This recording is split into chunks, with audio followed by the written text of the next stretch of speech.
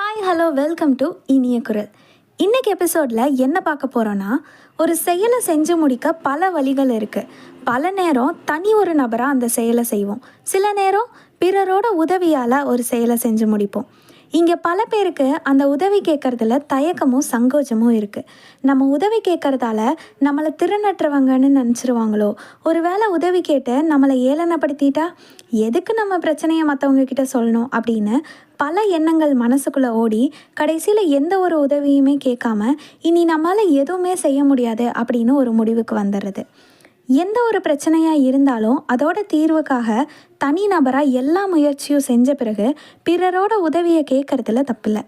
முடிவுகள் எடுக்கிறதுல ஏற்படுற பிரச்சனையாகட்டும், பண உதவி, மன ஆறுதலுக்கான உதவின்னு என்ன ஒரு உதவியாக இருந்தாலும் சரியான நபர்கிட்ட அந்த உதவியை கேட்கலாம்.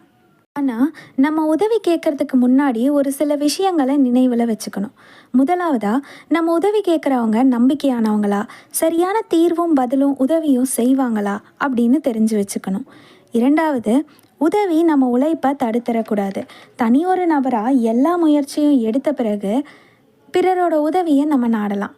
ஆனால் நான் ஏன் ரொம்ப கஷ்டப்படணும், உதவியாக கேட்போம், யாராவது செஞ்சாங்கன்னா கிடைக்கிறது லாபம் தானே அப்படின்னு உதவி கேட்குற பண்பே சோம்பேறித்தனத்தை உருவாக்கிடக்கூடாது. அதே மாதிரி நமக்கு கிடைச்ச உதவியை சரியாக பயன்படுத்தணும்.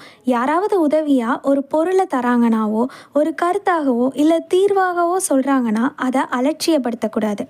மூன்றாவது, நம்ம கேட்கக்கூடிய முறை எப்படிப்பட்டதாக இருக்கணும்னு நம்ம தெரிஞ்சு வச்சுருக்கணும். நாம் எப்படி ஒரு உதவி கேட்குறோமோ அதை பொறுத்து தான் அது நமக்கு கிடைக்குமா கிடைக்காதாங்கிறது முடிவாகும். உத்தரவு, அகங்காரம், அதிகாரம் இந்த மாதிரியான தோரணைகள் உதவலாம்னு எண்ணம் இருக்கவங்க மனசை கூட மாற்றிடும்.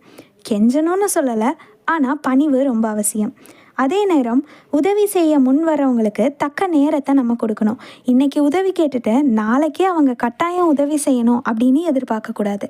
நான்காவதாக, உதவி உறவுகளை சிதைக்காமல் பார்த்துக்கோங்க. உதவி கேட்கறதுக்கான உரிமை நமக்கு இருக்கிற மாதிரி அதை மறுக்கிறதுக்கான உரிமையும் எல்லாருக்கும் இருக்குது. நம்ம உதவி கேட்குறோம் அப்படிங்கிற காரணத்துக்காக அதை கட்டாயம் செய்யணும் அப்படின்னு அவசியம் இல்லை. அப்படி ஒரு வேளை நம்ம எதிர்பார்த்தா அந்த உதவியை அவங்களால செய்ய முடியலன்னா அது அவங்களுக்கும் நமக்கும் இருக்கிற உறவில் விரிசலை ஏற்படுத்தும். கடைசியாக, செய்தற்கு அல்ல செய்யக்கெடும், செய்தக்க செய்யாமை யானும் கெடும் அப்படின்னு ஒரு குறள் இருக்குது. அதாவது ஒருத்தர் செய்யக்கூடாததை செஞ்சால் கெட்டுருவான், செய்ய வேண்டியதை செய்யாமல் போனாலும் கெட்டுருவான். அதே மாதிரி தான் உதவியும். உதவி கேட்க வேண்டிய இடங்களில் கேட்காம போனால் ஒரு செயல் முழுமையடையாது, இல்லை இருக்கிற பிரச்சனை தீராது. கேட்க தேவையில்லாத நேரங்களில் கூட உதவி கேட்டு உழைக்காமல் இருந்தால் உண்மையாகவே உதவி தேவைப்படுற நேரங்களில் இவனுக்கு எப்போவுமே இதுதான் வேலை அப்படின்னு யாருமே உதவி செய்யாமல் கைவிட்டுருவாங்க. ஸோ உதவியை யார்கிட்ட எப்போ எப்படி கேட்கணும் அப்படின்னு தெரிஞ்சு செயல்படுங்க. நியாயமான உதவிகள் கேட்குறதுல எந்த தவறும் இல்லை.